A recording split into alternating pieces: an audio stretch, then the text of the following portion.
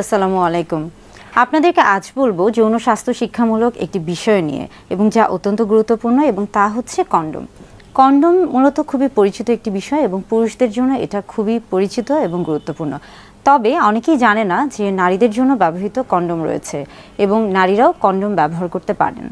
Condom মূলত একদিকে যেমন অপরিকল্পিত গর্ভধারণ রোধ করছে এবং পাশাপাশি বিভিন্ন ধরনের যৌনবাহিত যে জীবাণু রয়েছে সেগুলো সংক্রমণও প্রতিরোধ করছে।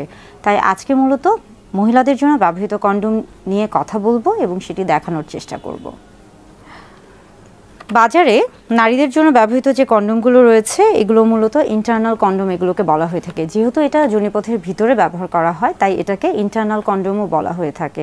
পুরুষদের জন্য ব্যবহৃত কন্ডম মোটামুটি সকলেই চিনেন, কিন্তু অনেকেই মহিলাদের জন্য যে কন্ডম রয়েছে অর্থাৎ ফিমেল কন্ডম বা ইন্টারনাল কন্ডম এটাকে চিনেন না বা জানেন না।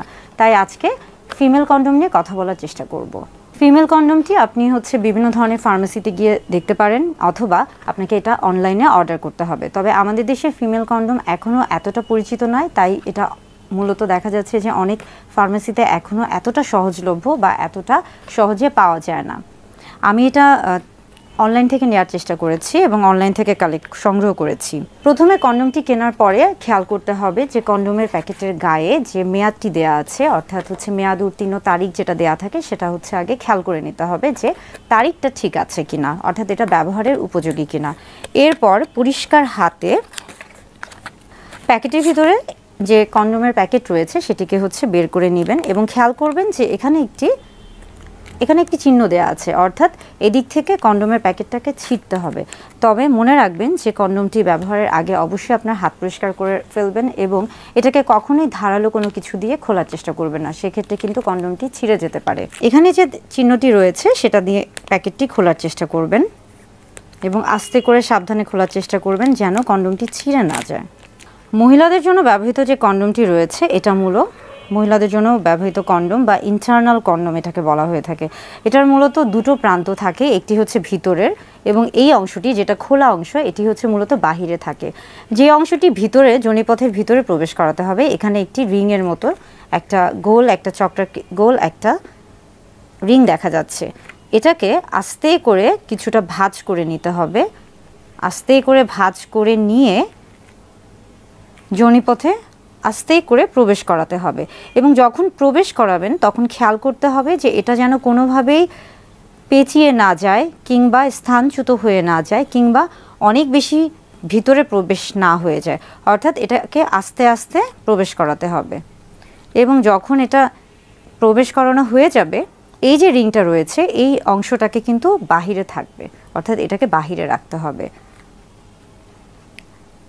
যখন সহবাস করবেন বা সহবাসের পরে বা সহবাসের সময় খেয়াল করতে হবে যে এটা যেন স্থানচ্যুত হয়ে না যায়, এটা যেন পেঁচিয়ে না যায় কিংবা এটা যেন ভিতরে চলে না যায় বা এটা যেন বাইরে বের হয়ে না আসে।